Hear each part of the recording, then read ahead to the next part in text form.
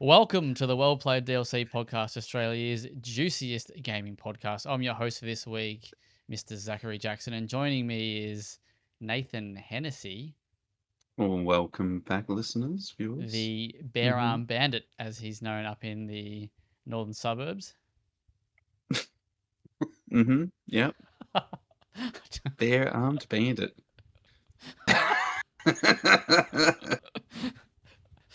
Oh, what? and Mr. Banker Wanker himself, Adam Ryan. Get hell, he's on one tonight, boys. Hello. Hello, it's lovely to be here. Okay. How are we going, lads?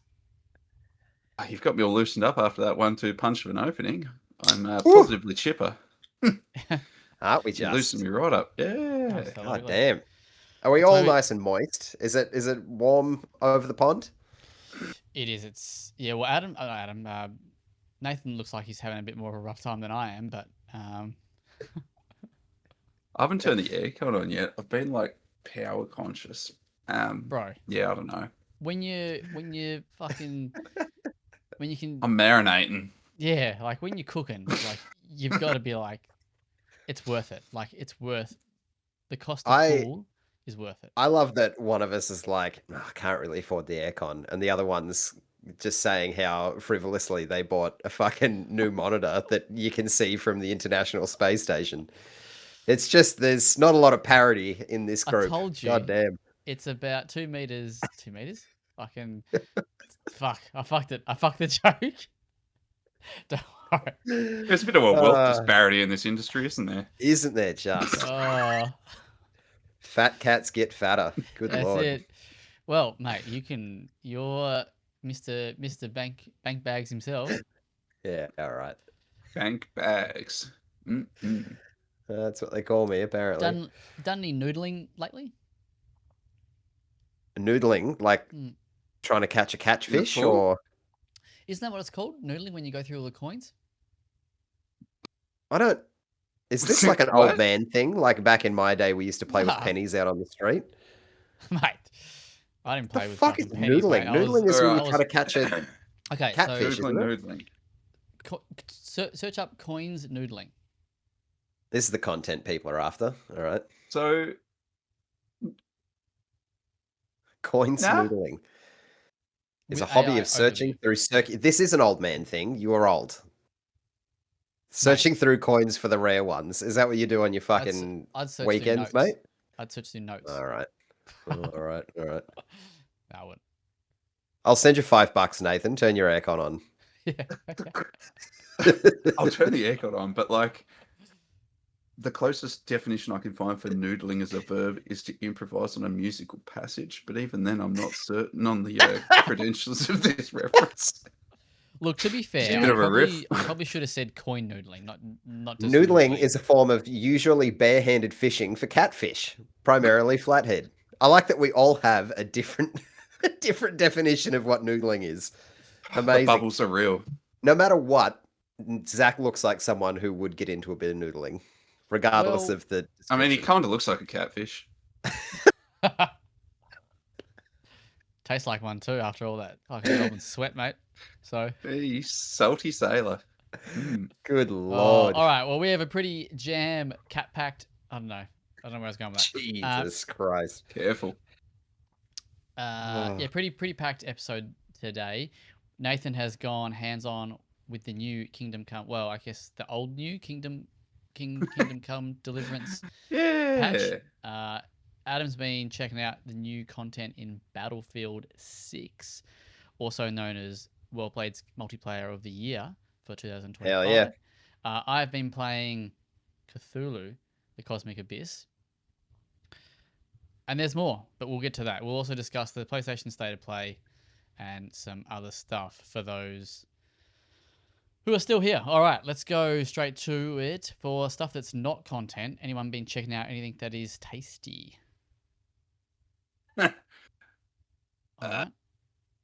Tasty, maybe not so much. I'm going to return to a topic that we've revisited a couple of years ago. I reinstalled Atomic Heart. You guys remember that game? Jesus, wow, that's a decision. Why?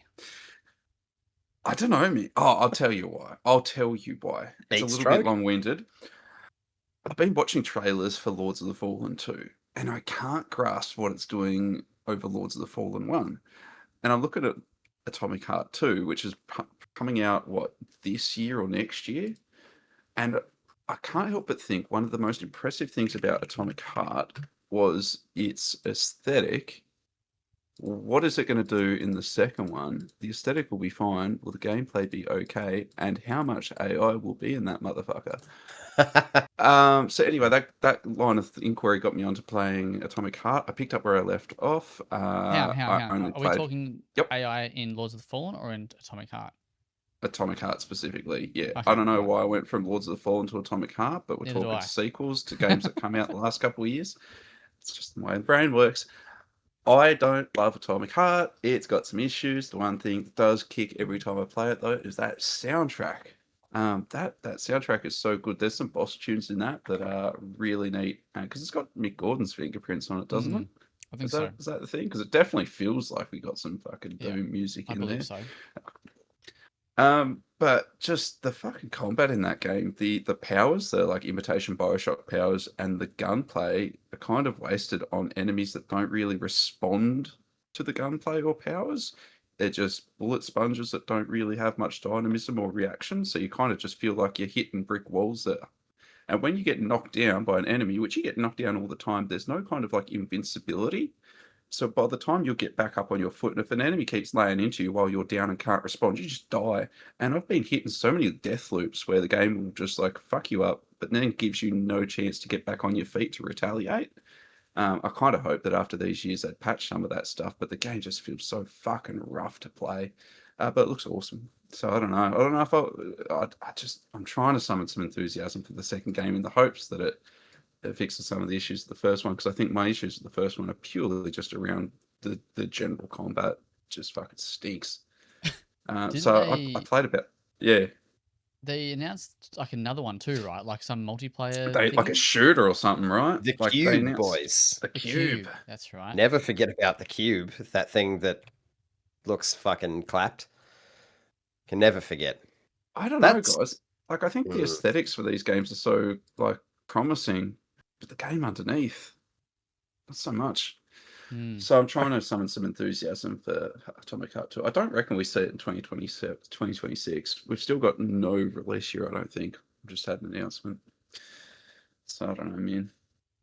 I'm very conflicted with these games. And I referred back to our original review, and I think it still stands. I think it's bang on. Yeah. We gave it a 5.5. 5. Yeah. 5.5. The criticisms were bang on, the positives were bang on. It's a real mixed bag of a game. Yeah, I was very, very, very keen for it because that that type of world. The trails are awesome as Is well. up my alley, and it's just you're right. Like it stunk. It wasn't. I didn't find it fun to play. It's not fun to play at all. It's got this weird issue where it's designed like a survival horror game, but constantly puts you in shootouts. So you've never got enough resources for the shootouts. And I've actually had boss fights where the game exhausts all of my ammo, and I've literally got nothing to fight in a boss fight with, just my empty bare hands, and I've just got to wait for a restart. It kind of seems a bit weird, like a game giving you no way to interact with the fight that it set you up for. That's not uncommon. Yeah. Hmm. Yeah, right. Okay, well, not tasty, indeed. Nah, not tasty, boys. Not a What about you guys? tasty catfish, just a dirty old mudfish. Wow. Christ. That's the developer. Come on, you gotta. It's all right. That's all right. You did all right. Thanks, mate. Yeah, round of Appreciate it. applause. Adam, what have you been checking out before, if you got time? I don't think there's been anything outside of, I mean, I played the Battlefield 6 preview and then put that down, went downstairs and played more Battlefield 6 with Nathan at one point. So that's kind of been the flavor of the week for me. A few other little bits and pieces here and there for content. To quickly just tick it off the sheet. I did finish up my review for Reanimal. I ended up giving it an 8.5. I don't have heaps more to say that I didn't cover off last week, but the game's fantastic. If you like the Little Nightmares games, particularly 1 and 2, give it a crack because it's a lot darker and more adult, while also being just kind of a little people walk through a big world like those two games. Nathan. Apologies for not having read the review. So this question's asked in Completely fine, mate. ignorance. Have you tinkered with the? Correct me if I'm wrong. There's co-op. There There's is, a yeah. multiplayer element to it. Yep. You've- So you can and play the whole. You can play the whole thing in co-op, and unlike Little Did you Nightmares dabble? 3, bafflingly, you can play it in couch co-op, which is what Key and I did. Yeah, I played the whole thing through. Oh, the whole thing. The whole thing with Ooh. Key. Yeah, I did That's go back awesome. to tinker around with the AI companion. I didn't mention too much of it in the review because it's fine. Like, it's like any other puzzle game AI companion. Like, if they need to hold a switch, they hold a switch. Yeah. They're kind of there. But co-op is definitely the way to play it, and that's the way that I played it. So, yeah. And yeah, Little Nightmares 3, for whatever reason, doesn't have couch co-op. You can only play over multiple consoles, which is baffling. But Reanimal also has a friend pass, like Split Fiction. So you only need one copy of the game, which is the way to do it. Bueno. Yeah, it's a good time. That's Yeah, very that's good. about it for me. Lovely work. I got nothing because I've just been contenting. I've been content You like with to what I've see been it. doing. Content with the content. Mm-hmm. Yeah, which we'll talk. I guess we can go straight into that if you want. Please Sure. do. Let's throw it up. Let's throw up the run sheet. Throw it out the window. Who needs a run sheet? Who needs them? That's what I say. No, we need them because I will go off track. So I've actually been playing a preview build of a game I was very keen for. A game we probably talked about when we discussed our most anticipated games of the year. That is called Cthulhu: The Cosmic Abyss. This is from published by Nacon and developed by Big Bad Wolf. The French combo there. The developers have done, like I said previously, The Council. They have also done Vampire the Masquerade Swan Song, I think is what it's called, which I didn't end up reviewing, but I did play. But yeah, The Council I really, really do love. So yeah, this is another Lovecraftian game, like another spin on Lovecraft's, his Cthulhu mythos and that. But this one's they're all a bit different, but there's lots of similarities. But this this one is set in 2053, and you play as a agent for a company named called Ansel,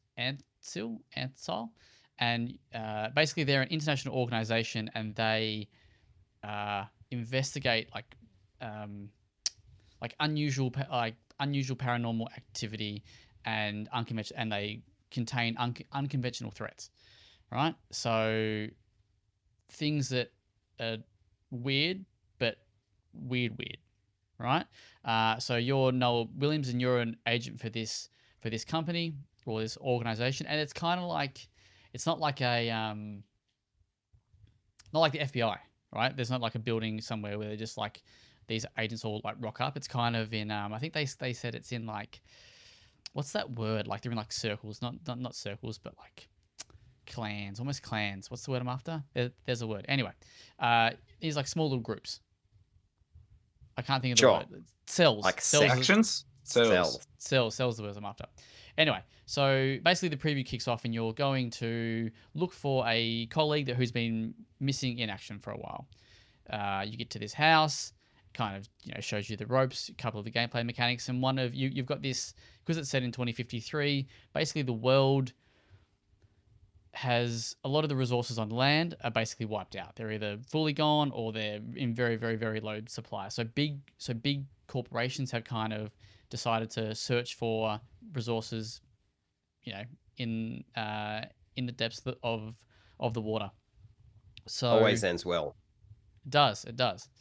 So, and because it's in the kind of the future, the technology has advanced. So you've got this AI companion called Key. No relation to Adam's AI companion. But so yeah, one of the first things that you learn in the game, one of the first, because this is a first person investigative kind of adventure mystery kind of game. So if you've ever played a first person, don't want to say walking simulator, but it's kind of one of those types of games, right? It's a first person mystery adventure. So one of your tools that you have to investigate is you have this sonar frequency function. So the example I give in the preview is that in this house that we're in, there's a bunch of these rocks everywhere, like rocks with different properties. So you pick up a rock and you can actually analyze it through your AI, and then that will detect what characteristics the rock has got, so like mineral or like ash or whatever it might be, right? Something like that. So then you may need to later on, if you need to search for another item or an item that has that characteristic, you basically set your sonar frequency to that characteristic. So let's say you need another rock with mineral. So you just basically do that. You then hold the button. I think if you push it, it's like a little short pulse, and if you hold it longer, it does like a longer kind of pulse in like a wider region. Think about it like Eagle Eye in Assassin's Creed, right? You're highlighting stuff in the environment, but it only Sure. shows you what you have selected. And I guess throughout the game, because you can select up to 3 different frequencies at once, so I'm guessing throughout the game you'll need to kind of mix and match. And later on in the preview, I had to kind of mix 2 different frequencies together to find what I was after. But that's kind of one of your investigative tools.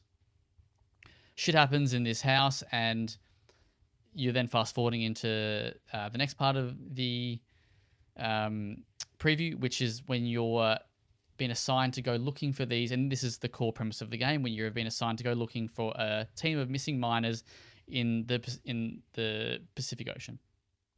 And for a company they're working called Ocean Eye, supposedly they're a pretty massive company. They've gone down right in the depths of the Pacific Ocean, found something, and they've basically lost signal and contact with this station in the water. So you make your way there. Shit's fucked up because it's all abandoned. And there's obviously signs that shit's gone wrong. Things start kind of going a bit loopy in your head. Restore the power, reset the system. Cool, it needs time to reset. So then you kind of figure out that they had found something nearby, this kind of cavey labyrinth kind of thing. So you go back into the water, dive down, and that's when it kind of starts to get all kind of Lovecrafty. You kind of go through this labyrinth, and again, you just basically, it's just one of these like first person games where you explore your surroundings, pick up clues.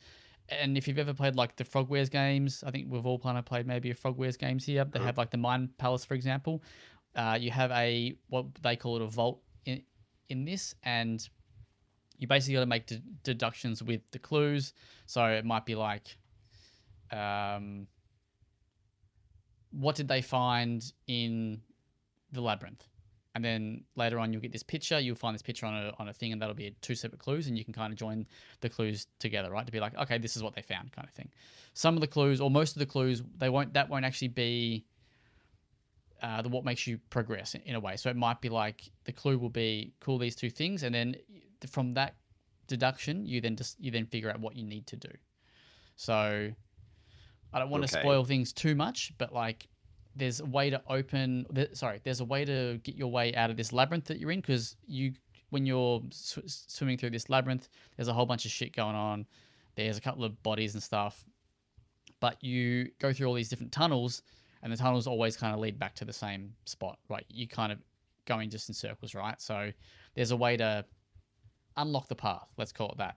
So one of the deductions that you make is that, okay, you need to do something to unlock the path to find this city of fucking Relo, or however you fucking say it. I can never remember how to say it, but Lovecraft's fucking big dog sunken city. Yeah. Sweet. That's basically it. Unlock that. Find the city. Stuff happens. Won't go into that for spoiler reasons, and then preview kind of ends. So that's kind of a very quick of what went down. It's cool. I like it. It's kind of, I don't want to say it's boring, but as someone who likes Lovecraft's works and stuff, I feel like that little last bit where you kind of go to the city and stuff like that, like that is kind of what's cool. Like that kind of was like, hey, this is going to go somewhere now, because they talk about monsters. Adam. Is it one of those I know you're kind of avoiding the walking sim comparison, but is it one of those not walking sims like Edith Finch, where there's there's no one to interact with, and all of the storytelling is just the environment around you? Or are there, because I mean, a whole part of the Cthulhu vibe is that everyone's kind of going mad and there's fishmen and shit. Like, there's That's basically where the I game just would kind of find it leaves. hard. That's where it kind of leaves off on. You have Okay, right. something. So when you get to this city, Mhm. spoilers. They Hmm? they find the city, right? So the miners have found the city, and something's occurred. They've obviously awakened something, and it Yep. kind of alludes to that, and you go from there, basically. Yeah, okay, cool. Yeah, So and it doesn't look like it's going to be devoid of like no, other beings. no. Yeah, right. There's Okay. lots of stuff that hints to like the Okay. eldritch. God, I can't talk. Eldritch horrors and stuff like that, and the monsters. Sure. Because even in like a lot of the pre-release or in like the current marketing materials, like if you go to their Steam page, for example, there's actually a Steam blog post on the creatures they've either shown or are going to be in the game. So Okay, right. yeah, like there's definitely some Because yeah, stuff, and that would be cool. Yeah, that would be my only, I suppose, worry is that there's nothing to kind of Cthulhu about. I don't know. Like, it would be weird to just be devoid of anything and just kind of purely go off environmental vibes. But it sounds like that's not the case, so we're good. I am curious to see how they do the madness thing though, because I might not have played enough to kind of see it yet. But like, there's obviously there's parts where like when you're trying to reset the power, there's a moment where you kind of turn around and he thinks he sees something, right? Like there's things Mhm. going on in his head, or he will talk about how things are making him feel like he feels all kind of strange and like drawn to certain things or drawn to this. So there's lots of stuff going on, but I just don't know if there's going to be any kind of mechanics like, like an insanity meter or some shit like that. So far, no insanity meter. There's other things like you can inject mushrooms into yourself, by the way, and they help with Sure. your energy. Now, this is where I kind of get. I've got to go back and watch B-roll because my build was pretty buggy. So for a large part of the preview, I didn't have access to the HUD. Now that's where you can actually see the energy levels and stuff. But I believe when you're using your sonar frequency uses energy. So you need this kind of Right, okay. resource to kind of give yourself energy. I think that's kind of how it works. You can also upgrade your AI, and things like scans can go longer or stuff like that, or you pick up more things. I can't actually remember the exact upgrades, but there's ways to upgrade your AI. But then it talks about corruptions, and again, I didn't have because my build was kind of a little bit fucked. I didn't quite get to catch all of that stuff, so I'm hoping I get to see what that does in the B-roll. But yeah, I don't quite understand that part yet. But yeah, so far I'm keen. I wouldn't say it's blown me away, but I think it's set up. I'm still intrigued. Like, and I really like Big Bad Wolf's previous games, even though I didn't finish Vampire the Masquerade. I do quite like how they do narrative adventures, or like narrative driven adventures, lots of things. And one of the things in my preview I talk about is puzzles. Like the puzzles so far seem a little bit, I don't want to say simple, but Big Bad Wolf talk about they're gonna make sure again like the choices matter, blah blah blah, all that sort of stuff that every one promises. But I reference no one's played the council, right? Yep, I have I not. have. Oh, you have. There you go. There's Oh, one. okay. Spoilers or don't care? I don't care. No. Didn't think so. Well, it's in the article. So, but there's a puzzle. It's I in think the there's a puzzle in like episode 3 where you need to solve. You need to open a door to the crypt, and to do that, you got to solve a particular puzzle and put your hand in and put into this, rock or this thing, this insert, and pull a lever. If you fuck up the puzzle, your hand gets cut off. If you don't fuck it up, the the crypt opens, right? But from there onwards, like if you fuck it up, your guy's got his arm cut off, right? So, and it just it's just play on. The game is just continues as is. I haven't really seen choices like that yet, where things will impact the greater game, if that makes any kind of sense. It's all Yeah. been kind of for a purpose. Like, unlock this door to go here, set the power to do this. You know what I mean? So Yeah. anyway, Yeah. but it looks pretty though. It's on Unreal 5. So yeah, that's my It time seems like you with. kind of left off where shit was getting proper interesting anyway. So yeah, I'll be keen to hear more about it once you're in the game proper. So yeah, that's Cthulhu. Nice. The Cosmic Abyss, that should be out by the time this drops. And the game is coming April 17 on PS5, Xbox, and PC. So pretty close. And given that around the corner. build had a few issues, I mean, I'm still going to give. I'm not one to judge on a preview too bad. I think it's a work in progress, and who knows how old the build that we played was. But Yeah. but there's there's some work to do there. All right, Nathan, speaking of work that's been done, Warhorse has fucking whipped the paint out, shined up the armor on Kingdom Come Deliverance for current gen consoles.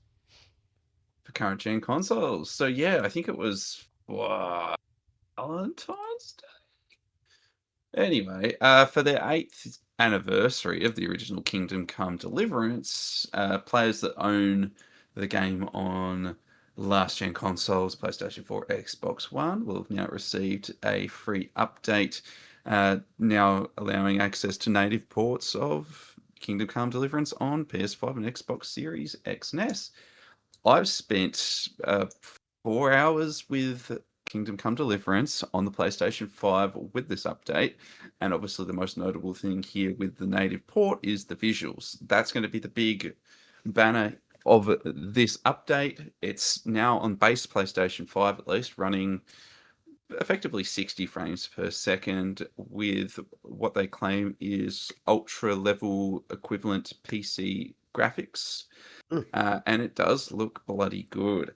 I wasn't too impressed on the first impression because I made a little mistake. On the base PlayStation 5, playing on a 4K TV with HDR on, I turned on the HD textures, which is a new option that's been added with this update. There's very little that's been added materially in terms of options and content with the update, but turning this on a base PS5, it's going to see the frame rate tank to around the 30 frames mark, but it won't be consistent. It's going to kind of ebb and flow depending on how busy things are on screen. Turning it off, I didn't notice much difference. Personally, I didn't notice any difference in terms of fidelity between the HD textures, which must just be 4K textures, and turning them off. I much more appreciated the smoother experience. Draw distances are lovely. Lighting is brilliant. Character models don't look much worse than they do in the sequel, Kingdom Come Deliverance 2, and that's a stunning looking game. Altogether, this is the best this game has looked on console, unquestionably, and worthwhile giving a go if you've not played it yet. If you've got pre-existing save files, you can jump straight back into those and pick up where you've left off. Oh, nice. Me, however, I've never played this game on console. I've played it on PC, so I rolled a new save. Played hardcore mode because I've already finished the game. Why not double? As an aside, hardcore mode's been there for a while, but I got to pick. Yeah, you start by picking 2 flaws. Henry has 2 fatal flaws. If you play hardcore mode, they give you a whole bunch, and I think they're a nice thematic flavor. I went with brittle bones, which means that if I jump off a ledge or jump off the second step on my way out the front door, I'm going to break my ankles. And he gets more rest out of sleeping rough. So if he sleeps in a nice bed in an inn that he's paid for, he's going to get half the beneficial rest he would as if he slept outside on a hay bale. So I thought that would just be a fun little addition. That's cool. Yeah, I mean, the game holds up. It is a harder game than the second game. The melee combat consists of 5 directional inputs rather than 3. It's a lot more complex, a lot more technical, a lot more satisfying. But the only warning I would give you if you're going to jump into this update with a fresh save, which I still say you should, It's a slow start. In case anyone's ever forgotten, this game does have a notoriously slow start compared to the sequel. It will take you about 3 hours before you see the title card, and most of that time's just going to be spent doing little peasant chores as Peasant Henry. I love it, but it's a slow burn. It pays off with some great dramatic moments and some great reveals of the world around, which I wrote in the article. I think Kingdom Come Deliverance has some cool world revealing moments, like the Bethesda Fallout, Bethesda Skyrim stuff like that. Like you emerge from your tutorial and the world lays before you with so much promise and wonder. I think this game does that really well, and now does it looking as pretty as it ever has. Yeah. Nice. Do we know how much Thanks, this is Lloyd. if you haven't got it? It's like 40. I'm making that up. I have no idea, by the way. That's PlayStation. Like $50 Kingdom or Come. something, surely. I You thought can't it be was more than 50. 39 for the base game. And that free 39, upgrade. yeah, 39.95 for the base game, and then you can get the Royal Edition for like 50 or 60. But I mean, That shit hell goes yeah. on sale all the time, though. Like the first game goes on sale pretty frequently. It 8 does. years is wild. That doesn't seem right that it's been 8 years since that came out. That's insane. Yeah, right. God damn. And our original review, what do we give it? We gave it a 6 out of 10. But it's nice to see that a lot of those concerns in the review, or I say a lot, some of the key concerns in that review are fully addressed now. Yeah, nice. So, I am annoyed with myself that I've still not gotten around to playing this. Like, this is a game that I nearly kickstarted this, like way back in the day, but I chose not to because I think I just pussied out. I didn't want to spend the money. Didn't want to spend the money. Yeah. Like a typical tight ass. But yeah, I love this world. I love Yes. I love like the history side of it. Like I love Mhm. those types of games. Like you guys know that. So, but fuck, I've started this game multiple. I wouldn't say multiple times. I've started it once and just played it multiple Yeah. times. And every time I play it, probably the longer I go between plays, and I just end up going, I don't know what the fuck. But I feel like I've invested like 4-ish hours in it, so I don't kind of want to go back and redo it. But I feel like I should. I really should. You definitely should. Because you've probably just stopped and started that tutorial. Like Yep. over the course of years, just fucking restart the tutorial. I And no probably should. offense to you, the tutorial is like a good 3 to 4 hours long. Yeah, It's slow. Yeah, I don't remember where I even got to, but yeah, I really enjoyed it. Yeah. It's Adam, a special you give game, this, but at you least give you this a can crack? see it now. I have played the opening moments of both Kingdom Come Deliverance 1 and 2, desperately there a wanting for it to contrast. be my thing, but I boot it up, I play an hour, and I go, this is too Nathan for me, and then I bounce. I love the setting. I think it's very cool. I love how dense it is. It's just dense enough where it's a bit too daunting for myself. Yeah. Fair enough. But you know what isn't daunting? Oh, tell me. Getting into the battlefield, mate. Oh, mate, let me tell you something that I don't find daunting, and I don't have to be persuaded into playing, because I'll be playing Season 2 later tonight once it goes live, as of time of recording. Yes, so last week I got to play about 2 hours of the first wave of Season 2's content for Battlefield 6. For those unaware, seasons are seemingly playing out in 3 different chunks. So you essentially get a month with the new content, and then a bit more is drip fed, and then a bit more again, roll over into a new season. So Extreme Measures is the first wave of content, and that's what I got to play. That consists of a new map called Contaminated, a new mode, which is the oh, Jesus Christ, I've forgotten. The VL7 Strike, which is there's like gas attacks that will hit different points of the map, which I'll go into in a sec. And there's a couple new weapons. There's a new LMG, a new assault rifle, and a new DMR, as well as a new surface-to-air missile, and a gadget for the recon that I didn't get to test out. And then, my old friend, the absolute fuck that it is, the AH-7 Little Bird helicopter, which is my new and old nemesis. That thing is an absolute menace. So first off, the new map, that's kind of what people will be coming back into the door for. Contaminated, it's probably a mid-sized map. It's got a few different control points around a mountain, and then a tunnel that goes directly through the mountain that has a control point directly in the middle. That is going to be a shit fight. It's going to be a real good time. So it brings a lot of verticality because there are some control points down low, others that are up high, but it's really that central control point that I found myself gravitating towards the most. It's indoors for one, so you can't get sniped. We love that. And it has a lot of tight corridors that are interconnected. So it scratches that Operation Metro itch that has just been bugging me since, I don't know, 2011, I think was the last, or 2012 maybe was the last time I played on Metro.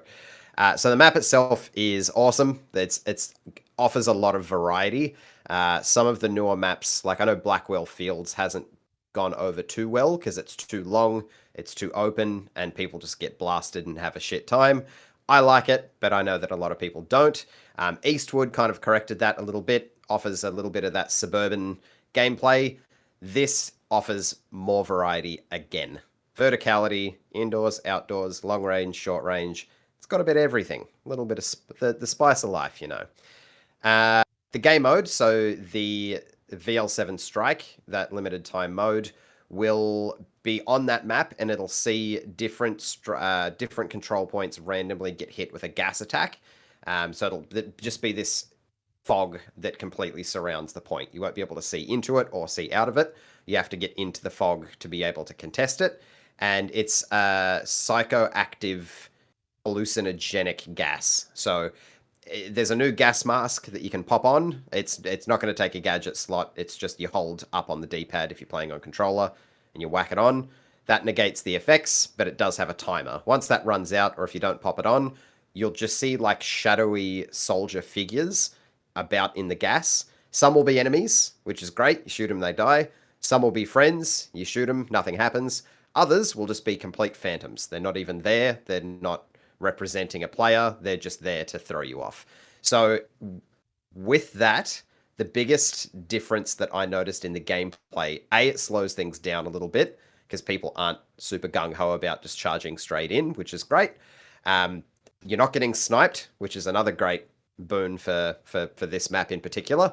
But it also means that people can't just camp the point and, you know, weasel themselves away into a shitty little spot and pick you off every time you try to get on the point, because they won't know what they're shooting at, so they'll have to come out and then push back in. So it does kind of alter the pace of the matches a little bit, so I did like that. The last thing I'll touch on, the weapons are weapons. The assault rifle's good, it's punchy. The DMR has a ridiculous fire rate. The LMG is good at mid-distance, but it's that little fucking helicopter. That thing is a tyrant. It's pretty easy to maneuver, so if someone can fly like an attack helicopter effectively, they will be an absolute fucking world beater with this helicopter. It doesn't have heaps of health. You can damage it with any kind of firearm. You can damage it with a pistol if you really want. Good luck hitting it. The thing is fucking fast, and it's got miniguns strapped to both sides. So if you're infantry, just get indoors. It's just not worth it. Don't bother. Or if you're like me, grab an RPG and try your best to shoot it down and fail. Who knows? Each to their own. Overall, though, so yeah, I spent 2 hours with it. It's a good first step into a new season. New map, new mode, bunch of new weapons. It's kind of hard to go wrong. The next step in the battle pass, the season will be a dirt bike, another limited time mode, and another map. So it's pretty consistent updates. I know some people are a bit bitchy that we're not just getting like 4 new maps all at once. To be honest, I don't really mind. I'm okay with this kind of drip feed, live servicey approach. It really doesn't bother me. But from what I have played, big fan, liking it a lot. Nice one. There you go. Sick. 2 of these boys. And it's out now. Well, it is. Yes, it is it out is. now. So at time of recording, we've got like 4 hours left. And by the time you're listening to this, you can play it now. So what are you listening to us for? Go play it. Stick around though, because you might want to listen to this bit. But is it free? It is free, yes. So if you purchase the game, any post-launch content is FREE. So there's no season passes at all, whatever they call it. There's a cosmetic season pass. Sure. So you just get like, soldier outfits and like decals for your tanks and shit. But yeah, it's the kind of the payoff that you have, right? So all of Battlefield prior to Battlefield 5, all of the DLC content you had to pay for, and you get it all in like a big dump. You also got it far later. I think people forget as well. Like you'd be playing that game for months and months and months and months and months before you'd get a DLC drop. But yeah, so it's changed a little bit. It's drip fed, but you don't have to pay for it. So yeah, pros and Nice. cons. Shout outs.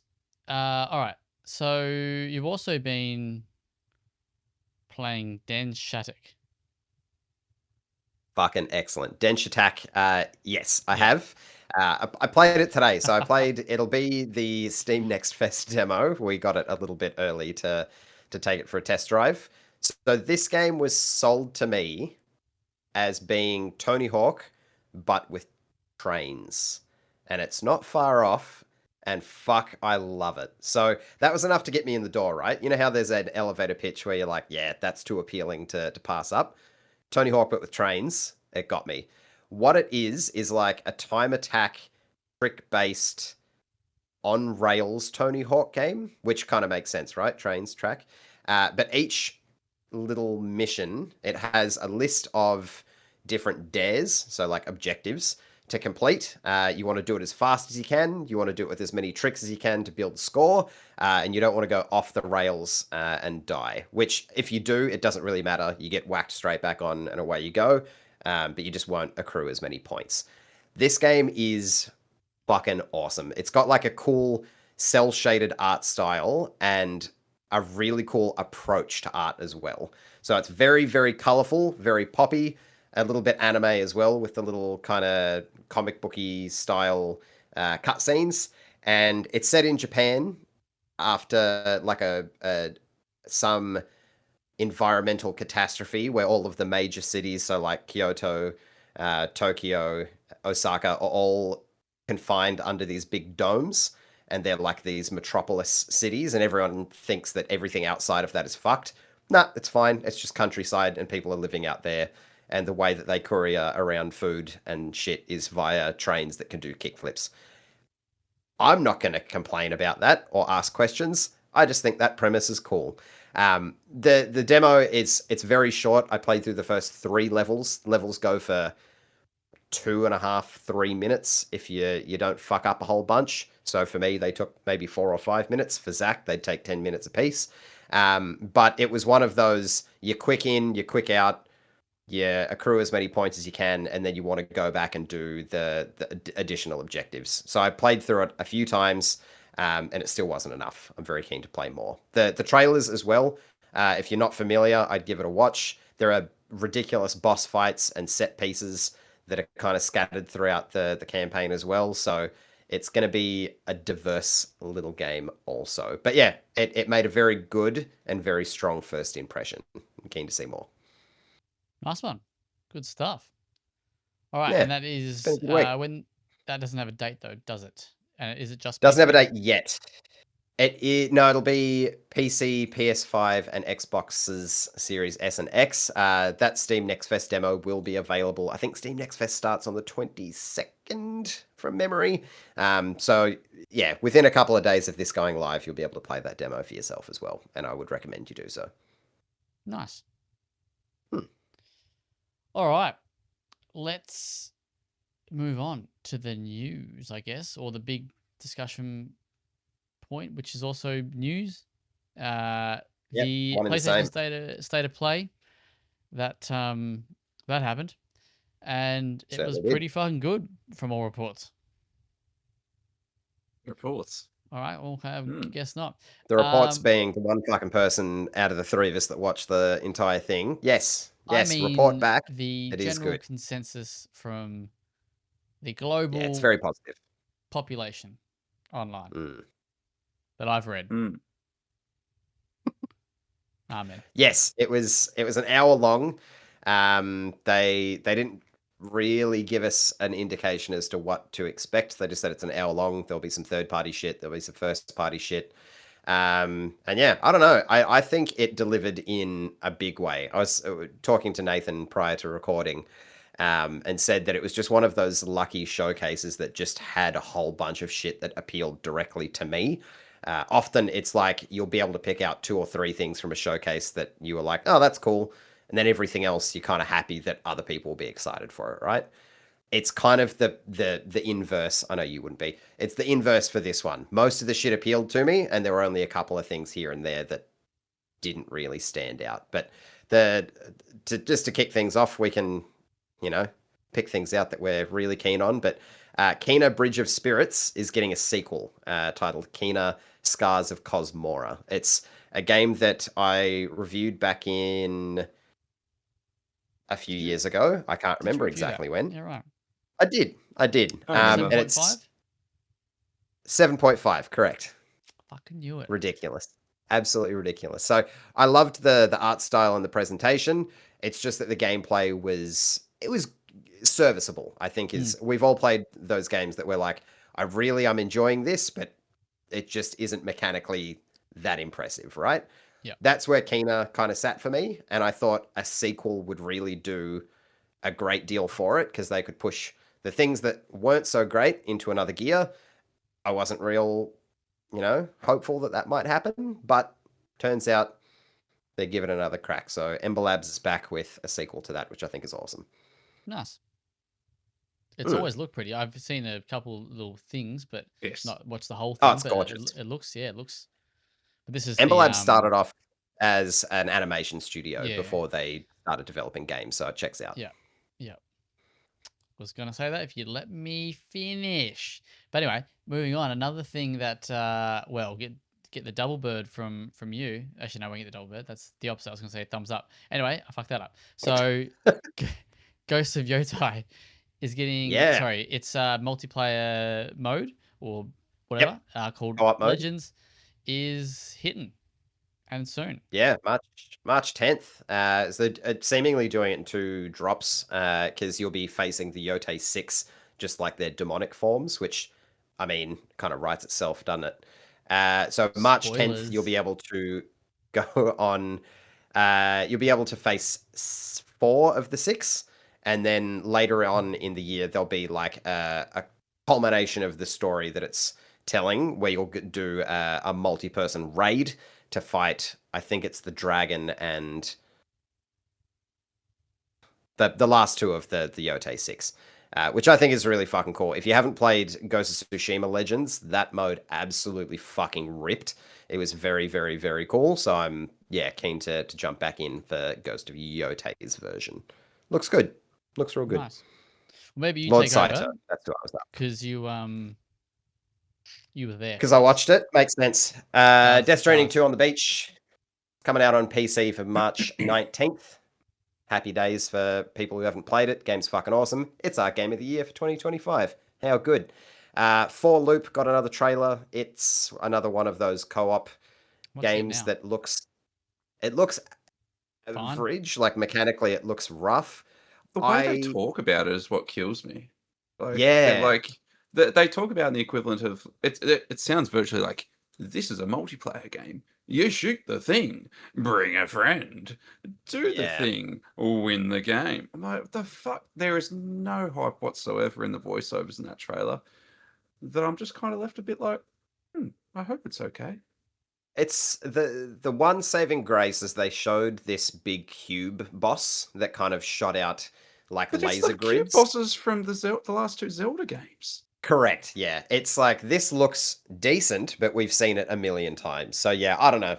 They're going to do a bunch of play testing, which I think is a good sign, if anything. As other games that have released recently that we might talk about in a moment, play testing is important for the overall package. But yeah, I don't know. We'll see how it goes. Legacy of Kain Defiance Remaster. It's another one of the Legacy of Kain games. It's getting a fresh coat of paint. It wasn't here, but a new Legacy of Kain game is also available now. It's a side-scrolling like action platformer, but it's new Legacy of Kain for those sickos that enjoy that. Is that just Nathan? This like, one's if you want like a new game in a series, it's just going to be a fucking side-scrolling thing, like Prince of Persia, Legacy of Kain, God of Nothing. Yeah. Spoilers, mate. I How know. dare you? I pulled myself back. I pulled out. Little teaser. Little teaser. I heard you. Nathan, have you ever heard of Brigadine Abyss? I have because I Of course you bought have. Brigadine the bloody Runertia one that came out on Switch a few years back and was a bit mid. Yeah, I don't know. I didn't know that this series came out on PlayStation 1. Neither did I. I wrote about this like it was a brand new thing. I thought it was too. I thought the game was only like I thought it was just like two games strong that came out like 5 years ago. I like the look. It's Yeah. definitely me coded, but the last game didn't really tickle my fancy. Just a little rough edged, but we'll see. Yeah, It's like a strategic RPG. it looks it, yeah. It's definitely something that as it was playing, I was like, Nathan might enjoy this. So it's not on my watch, but I'm glad that it's on yours. It didn't have Yeah. much in the way of details as like a release date or anything, so it'll be a watch No. this space for that one. Really cool Dead or team Alive behind it, had yeah, exactly. So there's promise. Dead or Alive had shit there, whatever. Control Resonant actually got a bit of gameplay. Hey. I like how this guy talks about Dead or Alive like he knows how to play it. Bro, you don't know how to play Dead or Alive. I The fucking hardest do, fighting dog. game out there. I know Dead or Alive. Jan Lee is my bitch. Actually, I'm Jan Lee's bitch, but he is the fucking god of fighting games. I would take anyone in any fighting game on the earth with Jan Lee. I wouldn't. I'd die. But still, good game. Next. Unbelievable. Control Resonant Like- got a bit of gameplay. It looks pretty fucking sweet. I was confused as to how they were going to do kind of a more open area going out of Control, being a very confined space. The way they're going about it is just Gravity Rush, apparently.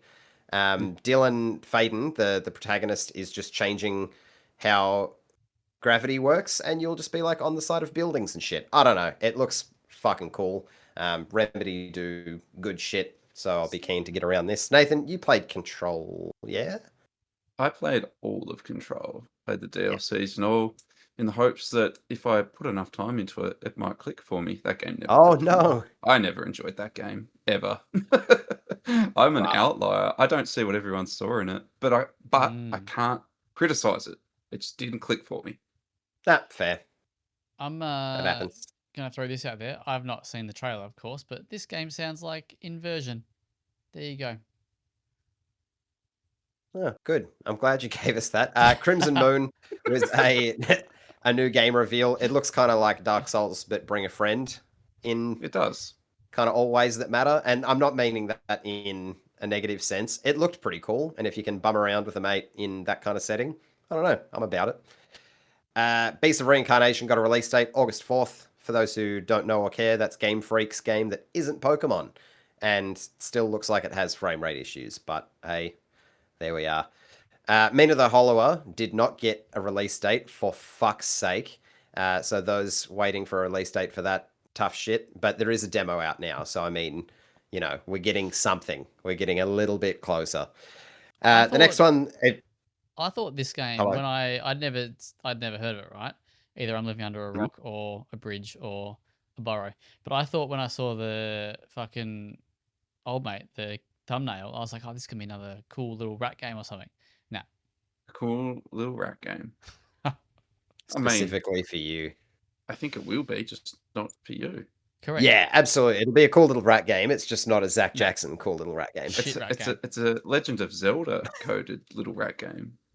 Yeah, No, how it'll do you feel appeal about to that? everyone else but you. Yeah. Well, this rat ain't getting the cheese on that one. So I'll tell you something that might appeal to you, Zachary Jackson. It Project might. Windless. If you haven't looked at this yet, you certainly should. It's I- like I an watched- action RPG. yeah, You've watched it? Parts of it. I've skimmed parts of it. That chicken who's The on one the thing you saw thumbnail, from he the looks show. like he can fuck, right? That That's chicken why is you yoked, coded. boys. What's that? Holy smokes. He's yoked. He's huge. Yeah, he's ready to rip, brother. Absolutely. But it looks like a cross between like something like Wukong, but then also a bit of a Muso game as well. It's I don't know, it's an odd Nah, combination. too I have to see slow. more, but I'm interested by the anthropomorphic ass kickers. The chicken's fucking cool, man. He's a beast. Anyway, He is. we'll see. What else we got? Star Wars Galactic Racer got a trailer. Game looks fucking cool. Metal Gear Solid Master Collection Here Volume we 2. go. Holy fuck, it exists. Boys, Here it we go. exists. Guns of the Patriots is being released from the shackles of the PlayStation 3. I'm And so ready to everyone replay this. rejoices. No, they do not. Yeah. You didn't like that? That game fucking sucks. Contentious. Nah, I dig it. I liked it. It clicked for me. It's such a fucking wank fest. Have you played Death It's a Stranding? Kojima game, mate, aren't they all? Yeah, but this one just shits me. Isn't that the It appeal? really shit me off. Anyway, Is it because Solid Snake takes up like chain smoking and you're just not about that? We know how you feel about smoking. that's part. I could just see you sitting there seething. It starts in the like install screen. Like, he's fucking smoking the entire install screen. I got to sit here and watch him smoke. How many darts for 40 minutes? Fuck. It's all right, man. We're probably not going to get that scene anymore. I think they're just going to skip it. Oh, that's no, but now fucking good. now you mentioned it, I hate that game even more. I'm keen to If you want- play the what's Shit. the other one in there? Peace Walker. Snake Eater? Peace Walker. Walker. Yeah, Snake Eater's been Because done. I've never given that a proper crack. I played heaps of Portable Ops, the other PSP one, but not that one. Was it Portable Ops? Yeah. But I mean, people have been waiting for this since the first volume came out. They've been very eagerly anticipating it, so fantastic for those people. Zach? Question: do you reckon we're gonna get a Metal Gear Solid remake? The Yes. first game? Hmm. Well, we already have, mate. Yeah, hasn't that... GameCube. No, but like a Are proper you one. talking... Are you talking like for a console that how people they care did about? with... Hey. I've got a GameCube. Let's I get love a the Twin GameCube. Snakes In the room remake. somewhere. I Let's get a love the Twin GameCube. Snakes remaster. but Get off the GameCube. Universally, that console, no good. So- Making claims. Can we clip this? Yeah, this is fucking terrible take. What do you mean? Go no, YouTube I don't. numbers. I think they'll make a new one. I think they'll make a new Metal Gear before they do a remake of the first one. I have a feeling. That shit's there just to Bring money. Raiden back as the playable character. That worked well the first time. Everyone was loved that. Like Revenants or whatever it's called. No. Revengeance or two. No, Sons no, of no. There we Patriots. go. Yeah. Sons of That's it. Patriots. Ah. Yeah, the rug pull.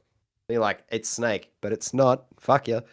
well, What else do Snake we for, get? Like the first 2.5 hours. Jesus Christ. Sneak around a ship and then get the rug pulled out from under you. Darwin's Paradox, that cute as fuck little game that everyone's like, wait, this is a Konami game? That's weird. Where you play as an octopus and you're doing some stealth, like 2.5D platforming.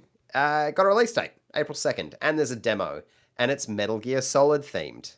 How good is that? Hello, Zachary.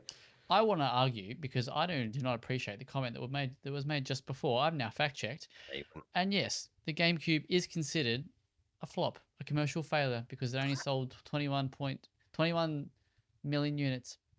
So why don't you take that to fucking... Yeah, fuck you, Nintendo fanboys. No, I love it. You I've got got it. one. I love them. I thought it's a great What, console. you've got I'm one? just- Yeah, I've got it. Brother, how do you think Console your Always brother's support gonna... the underdogs, don't you? How do you think a brother is gonna play Resident Evil 0 and Resident Evil Remake? Think that fucking shit comes easy when Don't it's know. only on GameCube? Well, it's not, is it?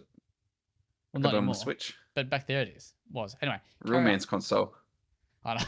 Castlevania, Belmont Curse. We're getting a new Castlevania game. Like a proper, not one of those 3D action adventure ones, Lords of Shadow or whatever the fuck it was called. We're getting like a proper That's full right. fat 2D Metroid, not Metroid, Castlevania game. Everyone rejoices. These games aren't for me, but Nathan, the art style of this game, fuck me sideways. The whip You know- cracking animation, know. holy How good's it look? shit. Oh my days. It looks so I know. good. And I love that we've got Evil Empire and Motion Twin on developing duties. I'm so excited. This is my game of the show. Just because we've got it's the two teams that worked on Dead Cells, and like, is it Mhm. Motion Twin or one of the two that did the Rogue Prince of Persia? Like, they got Caliber. This is going to be sick. It Was feels that like the- they've been working towards a Castlevania game, like just With the begging, Castlevania DLC for Dead Cells, right? Like they've just been like, "Come on, coach, fucking put me in the game. Let's go." It looks sick. I won't play it because Metroidvanias give me the shits, but the game looks very, very crisp. So I'm happy for all of those people. Something I probably will play because I'm a normie is this untitled John Wick game that's being developed by Saber. What aren't Saber developing? I wasn't in. I was like, this fuck all gameplay. We don't know what it's going to do. Stop moving your head. But then when it got to the title screen and it said that Saber was developing it, I'm cautiously optimistic and hopeful that they'll have some sort of SnowRunner-esque sort of thing in there because they seem to put that in all of their games. But no, I mean, it's a cool idea. Put it out there that Saber also made Inversion. But on the topic of John Wick, I'm fucking down. You know me. I love me some John Wick. If you come to my house, I will make you watch John Wick. That's your fucking citizenship into my house. I've been there. And the Phantom. You love that though. I did. It was good. We didn't get any gameplay though, so I'm curious to see how they capture the John Wick feeling. I feel like that's hard to do, and I know I'm repeating a sentiment that's been put out there, but it's one that I do agree with, and I did think of myself a little bit. Big shoes to fill, for a team that maybe hasn't had a huge budgeted. Space Marine 2 is amazing by all accounts. Don't let Ash Toxic hear you say otherwise. But I don't know. John Wick, it's just got to feel. It's got to feel like John Wick, because they're saying that. I'm gonna fuck his name up big time. Chad Stahelski. I can't. No, I mean, nailed it. Well, he's involved in it, right? Like he's. So. Yeah, I'm keen to see how they make it feel like John Wick. Because it can look like John Wick, but is it gonna feel like John Wick? Look, so far we've only had John Wick Hex. So fuck, man, I'm down for anything that isn't like a strategy game in that universe. I'd prefer them to give it a swing and for it to be mid than for us to just never get a John Wick game. I feel like that would be a massive opportunity. I'm keen. But you are right though. It needs to be a particular kind of like action game for sure. Because I guess the question, not question, but like one of the why wasn't the Sifu team on this? Because they wanted to make a soccer game, mate. What are you talking about? Have you been playing that? Yeah, sure. I've played it. He hasn't played it since that review went live. Oh boy, have you seen the player numbers on that? It's grim. I think that game is very cool, and I applaud developers that just do what they want to do. But fuck, man, off the back, Sifu was like an eye-opening watershed moment for me. And then their next game is a fucking soccer game. Devastating. Actually devastating. What can you do? Next. Anywho, we rounded out the showcase with 3 quick little things. Marvel Tokon Fighting Souls got a release date, August 6th. Bunch of X-Men characters in it. Game looks really cool. I never play it because it's a fighting game, but I'm sure Ash will be very excited. But the one more thing, and it was actually 2 more things. We got to see what Sony Santa Monica's been up to, and it turns out they're remaking the original 3 God of War games, which is not where I kind of saw things going, but I'm also not mad, because I think at least the first 2 games could do with some very, very, very, very heavy paint. I think God of War 3, out of the 3, you could probably play today and it's still pretty rad. But I'm just keen to see what they do. Like, how much of a remake is this going to be? I think it'll be very interesting to see. Lads, are you at all keen to go back to the Greek God of War trilogy? I have never played the first 2 games. Well, look out. That's a game. And maybe even the 3rd one. What's the one with the red thing on the cover? Hang on, that's the 3rd one? That's difficult to answer. That's Ascension? The red thing. Ascension has like a gold cover.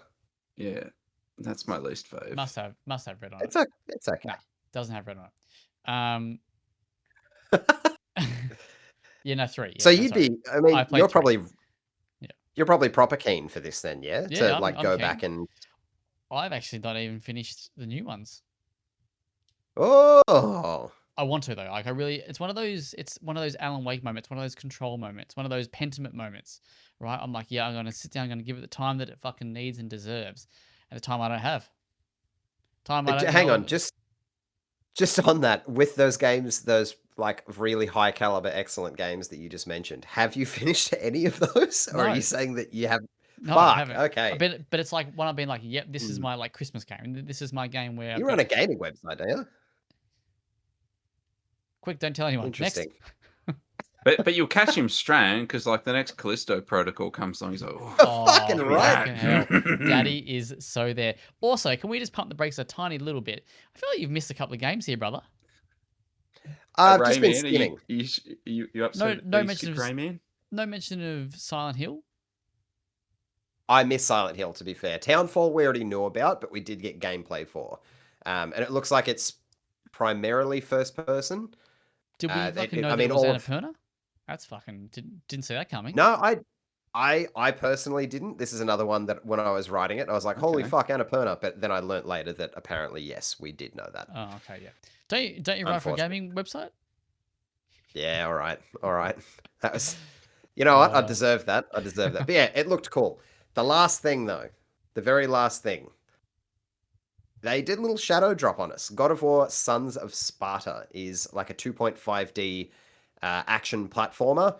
It's developed by Megacat, which is a developer that I'm not particularly familiar with, but they have worked in tandem with Sony Santa Monica to, yeah, create this kind of ugly looking but very mechanically sound 2.5D action platformer that's set before the events of even the original 3 games or the PSP spin-offs as well, where you play as a young Kratos with his brother Deimos when they're kind of fucking about in Sparta, you know, learning how to be hard asses and not get thrown off cliffs as babies and whatnot.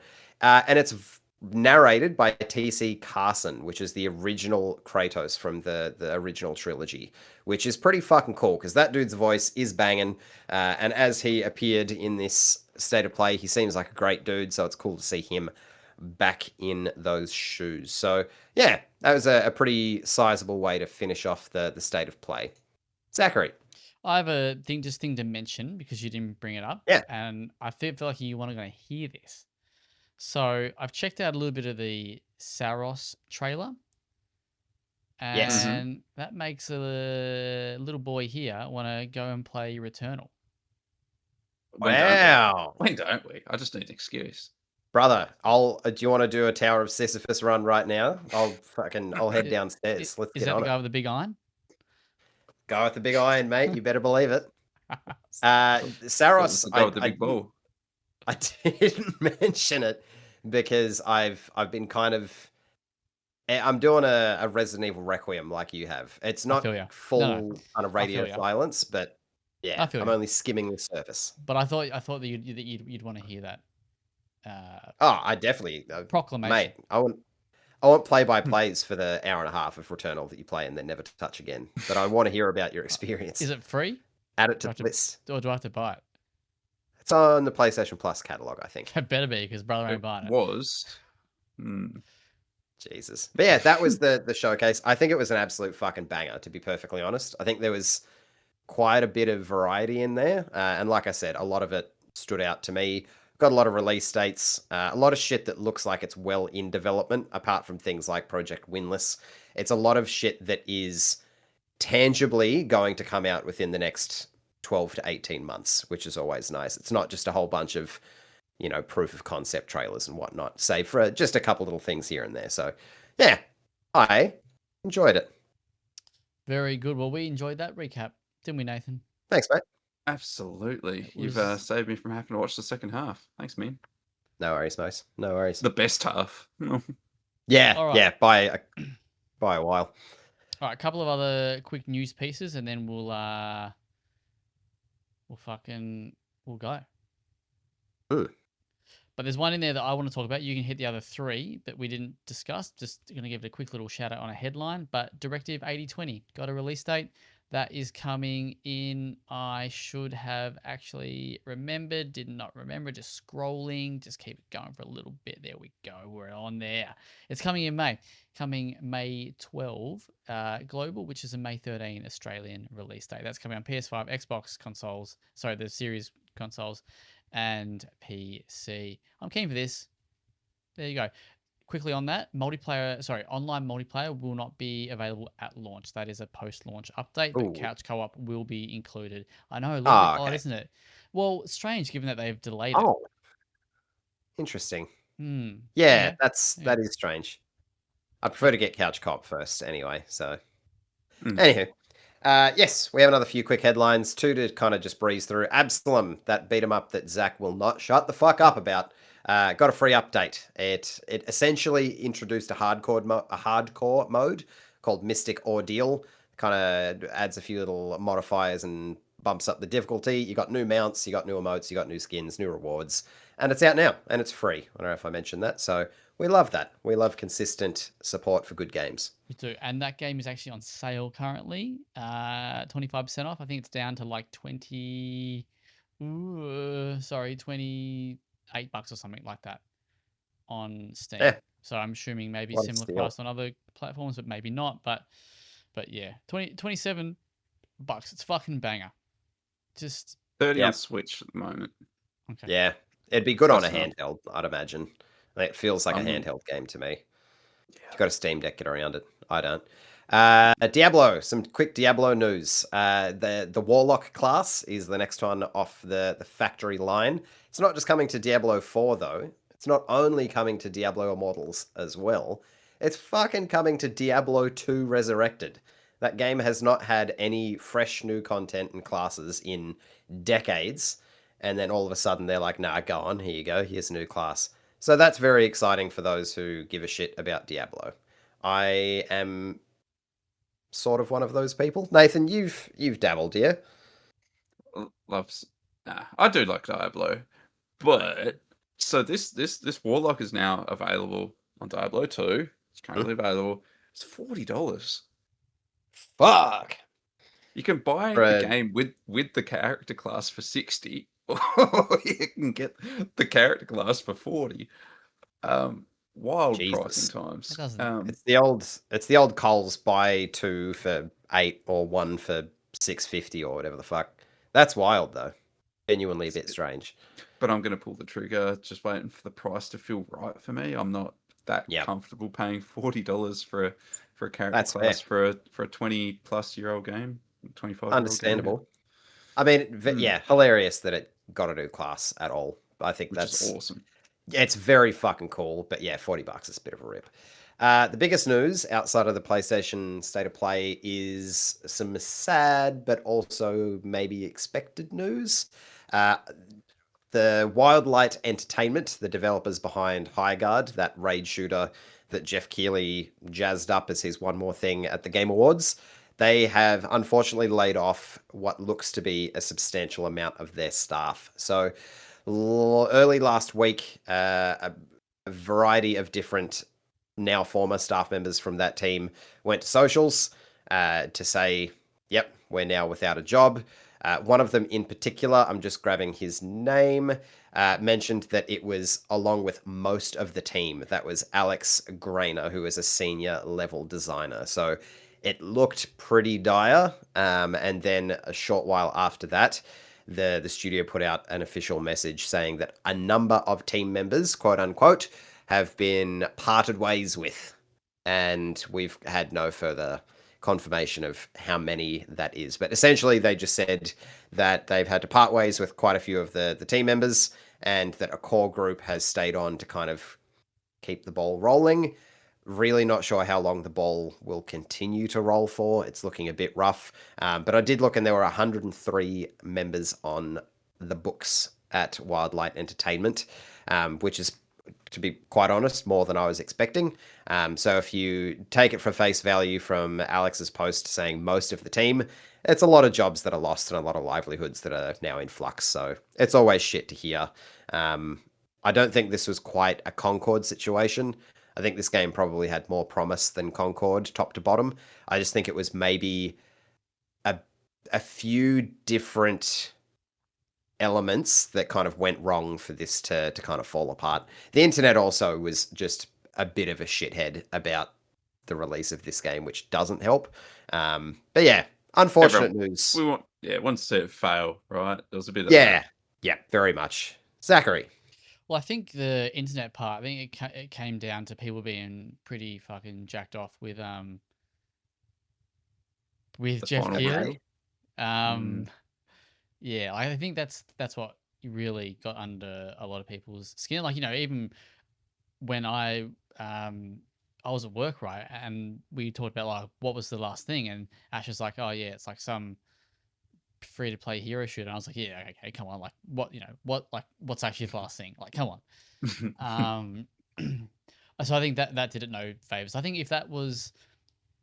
if they gave, if Jeff gave that same speech but not the end of this show, it probably doesn't create as much hype and Yeah, I think it is one of dislike. those like this is why we can't have nice things moments where the gaming community at a large just decides to troll shit for the sake of trolling it. Like they don't like how something's gone down, so instead of acting like adults collectively, they just decide to review bomb and just throw hate at a product that was to be honest, like I played this, it wasn't for me, but it had legs. Like it's not like a Concord where it was just another like I liked Concord enough for what I played of it, but it was another hero shooter. It had no substance. This was at least trying something different.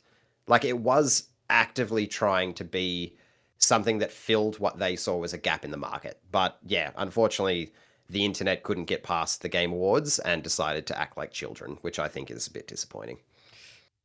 I've also read that read on a couple of things that the game's maybe not overly just that good. It's not for me. I can see like it's got a gameplay loop where I can see that there's appeal for like those maybe like the Valorant types, which yeah, it's very much not my bag. But it was different. Like it was something that was different. It wasn't just a clone of something else, which I think is important. And for all those people who decry like, oh, it's all just Fortnite and Apex and Battle Royales, and then you're given an alternative, and they're like, we don't fucking want that. Like, okay, I don't know how to help you then. Sorry. How many players do you reckon are on Steam playing it right now without looking at the answer? 1,200. Right now, that's the question. I'm looking All at right, it without right looking, now. without looking, just throwing a number, 4,000. Half of what Adam said. What did Adam say? Oh, He What said Adam said? 1,200. 1,200. Oh, man. Yeah, Damn. it's rough. The game's 24 fucked. Like, it's Yeah. it's unfortunate. Rematch but is doing better. 24-hour peak, 1734. yeah, that's a rough time. And also, I will say that there was an executive or someone in upper brutal. management at Wildlight Entertainment did come out maybe a couple days after the game launched and said, look, we don't need there to be a huge player base for us to be successful. We'll be able to thrive on a small player base. I think that was a tone deaf comment. I think when everything has hit the fan, you don't then say, well, we don't really need that many players. I think that was an offhand remark that he probably didn't think about, but Maybe it was looked more demoralising. damaging. Yeah, exactly. Not great. Not great. Oh well. Not great. That's what's it. Cool. All right. Off topics. Let's talk 2000s film of the week. I will give you a synopsis, and I'll preface this by saying I don't have a very good recollection of this film because I've deliberately tried to forget it. But we'll see if you guys pick up on. So the first synopsis I've got here says an unemployed cartoonist moves back in with his parents and his younger brother. Well, his parents then demand that he leaves because they're sick of him. He spreads rumors that his father is sexually abusing his younger brother. This is a dark comedy from 2001. Does it star Tom Green? Is it called Freddy Got Fingered? Might be. Do you recall this What? film, man? Do you Yeah. recall? I Yeah. recall a I quote this horse. film Was it a horse? frequent. Yes. Fuck me. That's the one scene I've got seared in there that I haven't been able to get rid of. Go on then. Tell us about the film, bro, because I'm struggling. This is a Zach Jackson film? Well, gee, I don't know if I want to have my name associated Absolutely, with that. it is. Definitely when I was a kid, I found it fucking A kid? hilarious How old and were you when you watched this film? Can I ask? old enough. Let's go with that. Old enough? 24. 39 Oh, 13 today. No, so yeah, so this is Tom Green. I don't know, Freddie, and I actually forgot about the whole premise of it. But yes, he goes back. He's a cartoonist. I think he's actually not a bad cartoonist either. Yeah. But he then moves to LA to try and get like an animation or something or a comic book done, and That's right. it doesn't go well. No. And then he has to move back home. Yeah. His parents hate him because he's a shithead. Yeah. Well, he's no good. Where can we watch it though? Like, if I was to want to pop this on, I don't know what the Rotten Tomatoes score is, but this has to be in the single digits. So the IMDb is 4.7. Pretty good finger. Now, here's the funny thing, right? You can actually watch it for free. It's free streaming if you watch it via Plex. Plex, which I do use. So it's funny to know that it's there. Rotten Tomatoes 12%. So it's doing better than Zach thought. It's not in the single digits. It's not far off though. Close. It's close. No. That's a fucking but stinker. Drew Barrymore's now. That's because she was shagging Tommy Green at the time. Fuck, she is too. Oh my lord. Oh no. This is an era of comedies that I don't openly admit that I kind of enjoyed, like Jay and Silent Bob Strike Back and shit like that. I've got a little bit of a spot for them, but those like turn of the century comedies, fuck, they've not aged very well. No, some have aged okay, and you can still watch them and not be like ashamed. This is one that you just don't tell anyone. That's what you don't. Yeah, you watch. Enjoy this in secret. I would not have any idea when I've last seen this. But you know what's funny is we've now had back-to-back Tom Green films. Have we? Yes, because Ash did Road Trip last week. Fuck, he did too. Oh. Setting a trend. That I got with. Can we keep it up though? I think I got instantly. Fucking. Nice. Yeah, it was well quick. We're really hitting your niche. Yeah. Tom Green films. That's it. He wouldn't. I don't want to ruin any potential future fucking 2000s film of the week, but he wouldn't have many more to pick from, surely. Freddie Got Fingered would have absolutely. You'd be wrong. You'd be wrong. He's made some interesting cameos in some pretty popular films, and I don't really want to say them because they might get some. They might get some action in further 2000s films of the week. Yeah, right. Holy smokes! I'm just having a quick scroll. Anyway, nothing good, basically. No, also correct. Yeah, Tommy Green.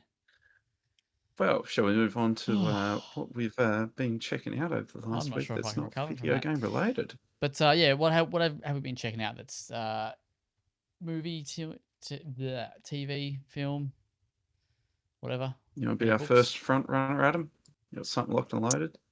I don't have heaps that I've watched. I've been stuck in books again recently. I've been reading for my very adult book club, very exclusive book club that Nathan might be a part of. Lies of Loch Lamora, which is a bit shit, unfortunately. It's it's okay. It's fine. But I went to the old Dimmicks recently and I picked up Fahrenheit 451 and Roadside Picnic, which I'm sure Nathan is very familiar with. So I'm keen to get stuck into those. I was in the store and I was holding Roadside Picnic, and one of the guys that worked there walked past and went, "Oh, the Stalker book." And then he walked like 3 paces and then came back and he was like, "Just to clarify," like, no, it's all right. I got you. Don't stress. I know what you're talking about. But it was just like, it was funny to watch the connection that he made to be like, hold on, if they don't know what I mean by that, that's going to be really fucking weird. But yeah, those I've That's got in relatable. I've got those in the barrel coming up. But outside of that, not much in the last week. Lies of Locke Lamore is an interesting one because I'm aware of it only because Reddit and TikTok folks seem to obsess over it. But it's a very small bubble, that community. So it gets a lot of traction, but there's also a community that doesn't give the Witcher books any traction when we're talking fantasy. So I don't know. Go figure. But it's on the list. But hearing you folks suffering through it discourages me a little bit. But I don't know, like boring fantasy is also kind of what I've been invested in for the last 5 or 6 years. I've just finished book 10. Right? Like, surely you're fucking knee deep in that sort of shit. I finished book 10 of the Wheel of Time as of this morning. Jesus. So we just move on to the 11th. No, we just continue. Christ. We're How many are almost there. 15. Oh, almost there. And each of them are at least 600 pages. I'd say That's almost there is insane. like you've got 2 left. 2 left is almost there. Dude, looking at my bookshelf, I'm like, okay, so I've gone through this many. I've got this many to go. It's all relative. Yeah. Christ alive. Very good. Well, no books for me, sorry. I do want to start reading a book though, but just fucking time, brother. When do you get the time? He's got to force it in there. You just have to. Just stop playing them shitty games, bro. I don't play any games. We know. But when I do, They're fucking it good better fucking sixes. be the Callisto Protocol. When I do, I'll fucking find a way to bust it and not have any UI. You better believe it. I'll break it and complain about it. I wasn't overly complaining. Anyway, Not in this format. We have other chats, mate. Can't get away from us. quick, move on. So I've also been watching. Sorry, I've started watching Quicksand, which is a 2019 Swedish TV series. There it is. And There it is. it seems okay so far. A couple eps in, it's okay. It's okay. It's a bit annoying. Like I find the characters a little bit annoying. You don't want that. Is it because they don't no. speak English? No. It's just they're. So basically, Insufferable Swedes. I'll read you the blurb. After a tragedy at a Stockholm prep school, high school student Maya finds herself on trial for preppy murder, kids. based on best-selling novel. Always about a fucking novel. But Can't stand them. can't fucking stand it. But yeah, that's on Netflix. That and another episode of Shrinking, which was fantastic again. Season 3? Season 3, baby. Adam, I think Nice. you I'll would. get I around think to it. you would really, really like that TV show. I do. I want to watch it. It's. You and Key, I think remind you me, would love it. where can I watch it? Well, Apple TV. For fuck's sake. great question you asked, but you can watch that on Apple TV. Where On all Apple best TV. shows are. They are all Apparently. good. Just get it, you little rat.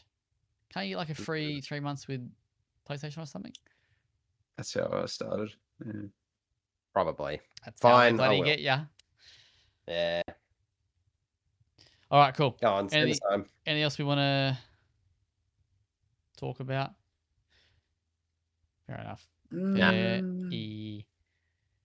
enough. All right. Thank you for listening to this week's episode of the WellPlayed DLC podcast. You can actually go check out Adam's gameplay footage of Battlefield 6 on the YouTube, and you can find the YouTube at WellPlayed_AU.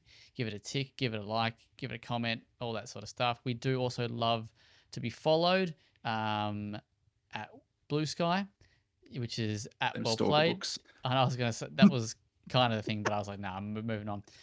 Twitter, WellPlayed_AU. Facebook is WellPlayed somewhere. You just look for the beautiful teal and you'll be drawn to it like the Cthulhu it is. Now, Well, you kept that in for almost 90 minutes. Dang. almost. All right. Have a great weekend, boys. Pleasure to be here talking with you. Always a Of pleasure. course. See you next week. Bye. Catch up. Cheerio.